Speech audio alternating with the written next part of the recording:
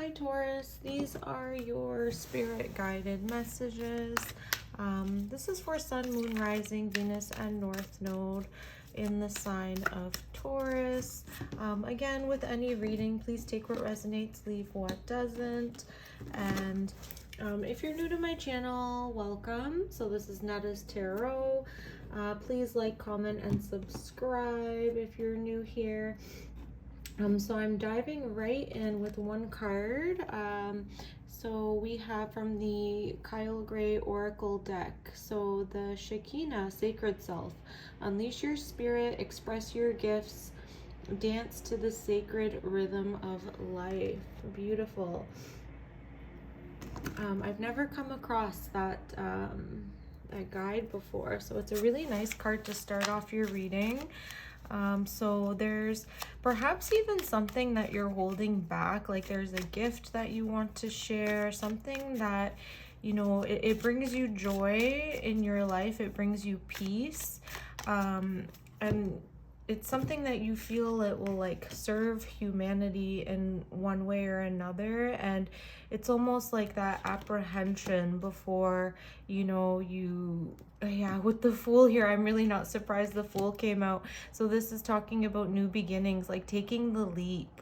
You know, sometimes we have that fear when we're like, we feel that maybe we don't know enough about something, or it's almost, what is that called when people, it'll come to me, but almost like you feel like a fraud a little bit because like you're not an expert in the field, but it's something you enjoy doing. So you know, you're kind of at that point right now where you're holding back, but this is a part of your divine gift. This is a part of your calling, whatever it may be, that needs to be expressed. And it's one of those things that energetically, like, it's meant to be expressed, it's meant to be shared with others. It's like that rhythm of life, the dancing.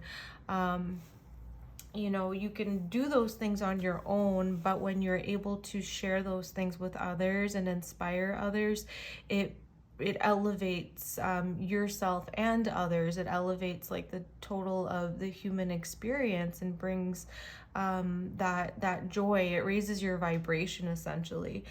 So let's dive into the tarot, Taurus. Let's see what is spirit guiding you towards during this time. So in regards to sharing your gifts, sharing your sacred self, so the first card we have here is the Two of Swords. So this is like, perhaps you are in that state of like indecision or closing yourself off to something. Perhaps you're refusing to see something. So with the Two of Swords, like, she is blindfolded. In traditional tarot, the swords are crossing over the heart. So this is like your, you know, like initially how you feel towards something, but with the Fool coming out as the major arcana right after, it's like even though you're a little bit apprehensive or indecisive, you are being called to take the leap. Like take the leap towards this new beginning, whether it's like a new project, or say you're doing like, thinking about doing like a training for something where you're helping others, or training that will help better yourself, or like it could be anything. It could be like a yoga teacher training, or like learning how to read tarot. Could be learning how to dance. It could even be like a class like at the gym, you know, that you're just like shy, like you don't feel comfortable doing it around other people. But this is like your sign. If you come across this, like take the leap, like take the leap of faith. Like everything's gonna be okay. Like don't overthink it. And I think with the Five of Swords, like this is for me, like with the energy that I'm picking up on, this card traditionally it signifies like arguments or like ego battles. I'm getting the sense here that this is you, perhaps like something that happened in the past, like maybe somebody in the past like said something that was unkind or hurt your feelings or kind of like really poked at your self-esteem. So this is why you're like so much in your head about this. Like these are all swords up here besides the Fool. It's almost like the Fool is urging you, like, don't get stuck in your head about, you know, whatever like somebody might have said, and it might have not even been like intentionally hurtful, but like it, you know, it's one of those things sometimes we take personally, and it kind of derails us. But like this is you like getting back on track to like following your purpose. With the Four of Swords, this is, you know, signifying like that meditation or sleep or just taking a time out, going into that rest.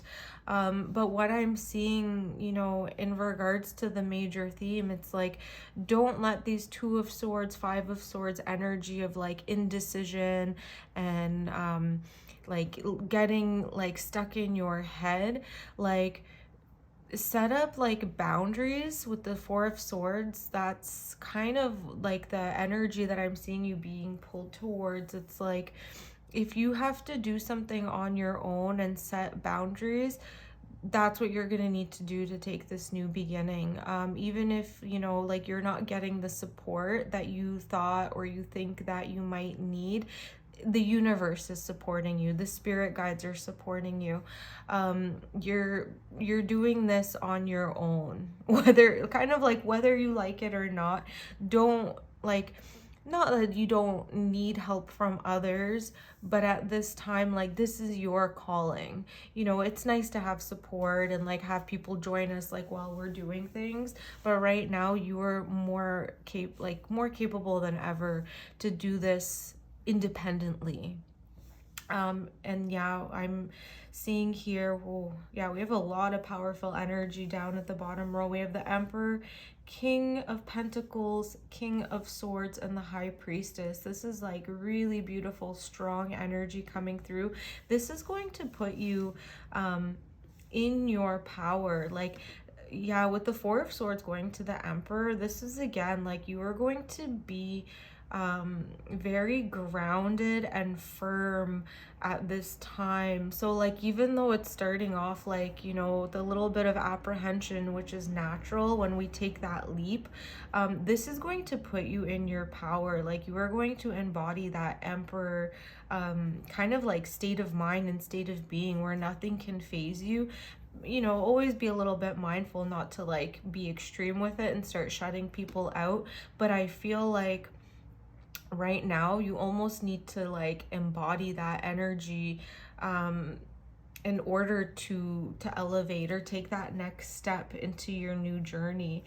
With the King of Pentacles and King of Swords, again, you will be like extremely supported in like a divine masculine energy, whether this might be coming from an outside source, but more so I see it like you are learning how to balance the feminine and masculine traits within yourself. So maybe you relied on outside sources for like this pentacle and sword, like financial and maybe like mental support, but this is something with the Emperor, you know, like you're embodying this energy, like this is something that you can now manifest and empower yourself to be this like king like king archetype for yourself, where you are able to like sustain yourself financially, or you can like, you have the ideas now to like pursue any entrepreneurial or business idea.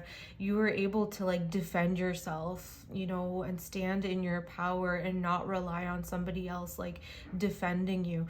Again, it's always nice having other people support us, but at this time you are learning how to cultivate these traits within yourself so you can help elevate others for a change. So this is like you are learning to be in your own power so you can express your gifts. It's almost like coming out of that victim mode, coming out of that state of mind.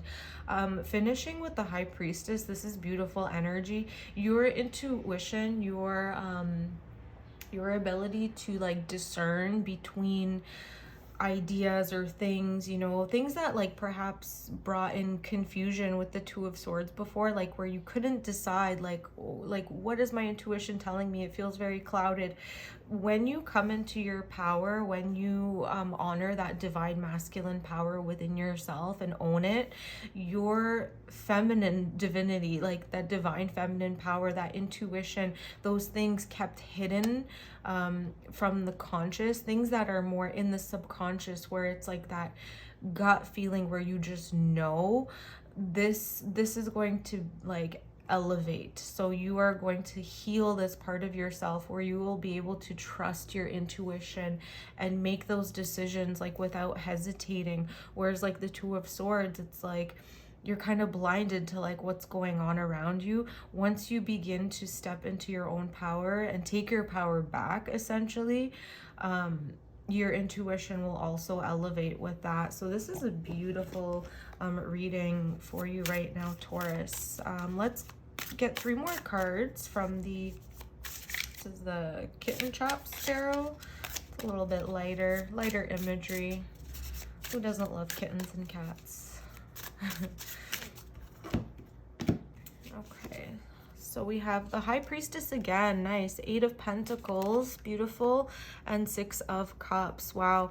So yeah, the High Priestess here, this is like your intuition. It's, you know, listen to what it's telling you. If you're not sure like what path to take, like what there's a calling, something's calling you right now, and it's going to require some work here. I see with the 8 of Pentacles, it's going to require work and you stepping out of your comfort zone again.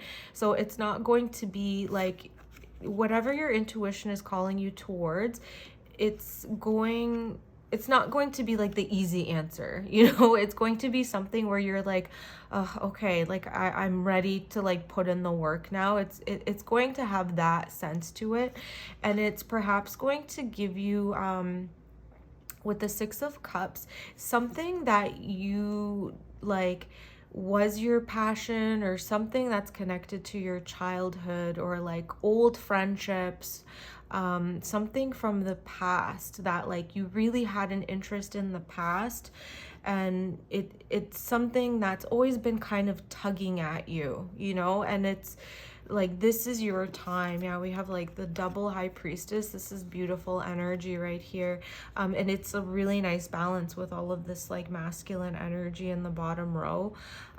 Let's get 1 more from the Starseed Oracle card or deck, just to finish off the reading.